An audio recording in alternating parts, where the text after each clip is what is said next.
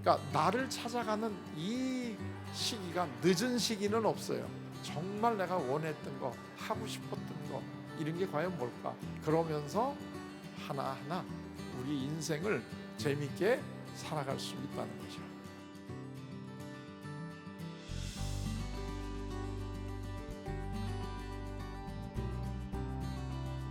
인간이 다른 동물하고 다른 거는 뭘까요? 그 중에 하나가 인간만이 나는 누구인가 하는 거에 대한 고민을 한다는 거예요.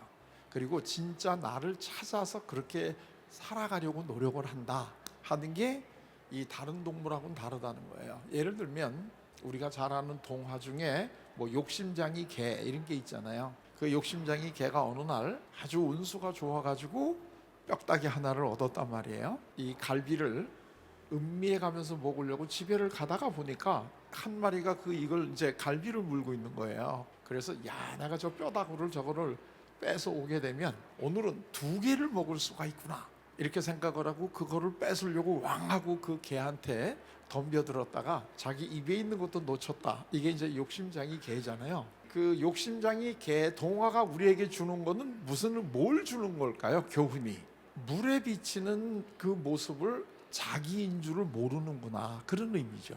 그러니까 지금까지 개는 욕심장이다 이렇게만 아셨던 분은 오늘 나가시면서는 아하, 나를 모른다는 얘기구나 하고 이렇게 조금 더 수준 높게 그 동화를 이해하실 수가 있을 거예요. 근데 사람만이 내가 누구인가 하는 거를 평생 그거를 이제 아려고 하는데요. 그럼 여러분들이 다 지금 내가 누구인가 알고 계시잖아요.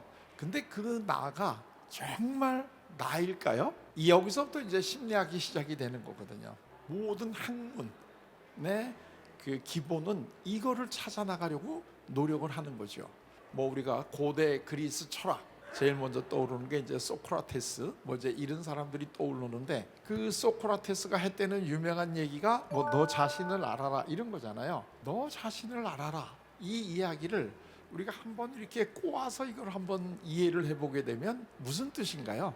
너가 지금 알고 있는 너는 진짜 너가 아니다, 그런 뜻 아닐까요? 내가 알고 있는 나가 정말 나라면 뭐 구테오 소크라테스까지 되신 분이 너 자신을 알아라 이런 얘기를 했겠어요? 그러니까 네가 정말 알고 있는 너는 사실은 너가 아니다.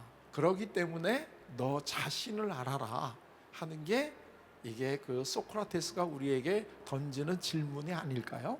너는 지금 오리로 생각하고 살고 있는데 사실은 너는 오리가 아니야. 너는 백조야. 근데 그걸 누가 몰라요? 본인이 몰라. 왜요? 내가 어렸을 때 나에게 중요한 영향을 주었던 이 사람들이 나에게 너는 오리야, 너는 오리야 이렇게 생각을 했기 때문에 그래요. 저는 고등학교 3학년 때 열반 출신이에요. 제가 이런 부끄러운 얘기를 하는 것은 혹시 여기 자녀들 중에 썩 공부에 흥미가 없는 자녀가 있다면 그것 때문에 너무나 속상해하지 마세요. 기대만 좀 낮추면 돼. 아, 이 녀석 공부하는데 별로 재미가 없이 돌반 출신이구나. 그럼 내가 너무나 기대는 많이 하지 말고 그냥 나중에 심리학 교수나 시키자, 이렇게 생각하면 아주 심플하잖아요. 그러면 서로 편하단 말이죠. 왜냐하면 돌반 출신이 여기 와가지고 지금 여러분에게 심리학에 대해서 지금 얘기하고 있잖아요. 그러니까 돌반 출신도 괜찮아요. 뭐 크게는 안 됐더라도 이 별마당 도서관에 와가지고 여러분들하고 이런 얘기 할 수 있을 정도로만 살면 되지 않아요? 그런데 한참을 지난 다음에 돌반에 있을 사람이 아니라는 걸 깨달았어요. 이제 그게 우리가 나를 찾아가는 이런 여정이기 때문에 내가 지금 나라고 생각하고 있는 그 모습을 변화하는 거에 대해서 두려워하지 마셔야 돼요. 근데 우리는 한번 정해지게 되면 거기에 안주를 하려고 그래요. 왜냐하면 그게 우리한테는 익숙하거든요. 새로운 걸 찾아간다는 건 항상 이 두려운 거예요. 그래서 그걸 별로 찾아가지를 않으려고 해요. 그런데 우리가 과연 나는 누구인가 하는 거를 찾아 나갈 수밖에 없는 우리 삶의 시기가 있어요. 그게 언제냐면 중년기라고 하는 거예요.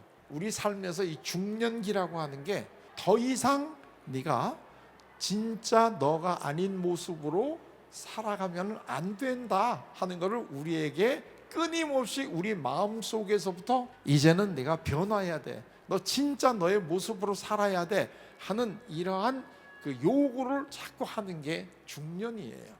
그 다 아시겠지만 우리 삶이 이제 뭐 이 어린이 시기도 있고, 그 다음에 청소년 시기도 있고, 청년기도 있고, 중년기도 있고, 뭐 그 다음에 노년기도 있고, 이렇게 되잖아요. 우리 삶 속에서 제일 심리적으로 불안정하고 갈등이 많은 시기가 언제예요?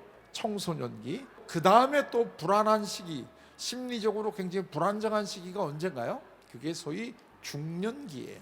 중년에 있는 사람들을 상담을 많이 해요.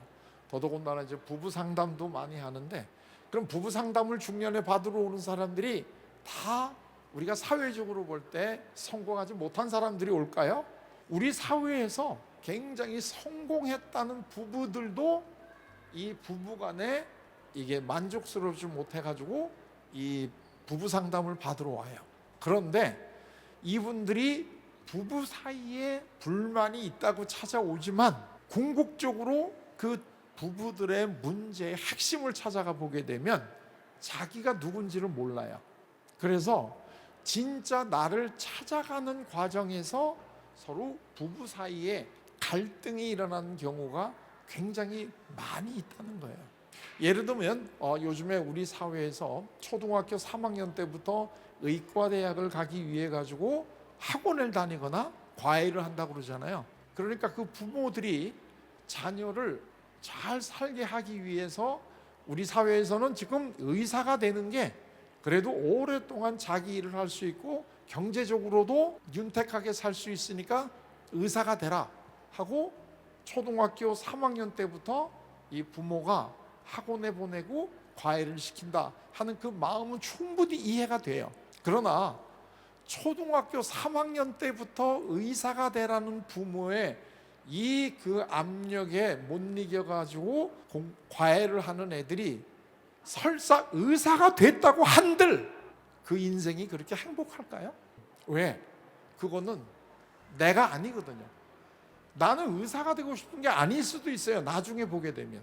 근데 부모가 하라고 그래서 했기 때문에 나는 의사가 됐는데 나중에 보니까 그게 나가 아닌 거예요. 내가 진짜 하고 싶은 거는 의사가 아니었던 거예요.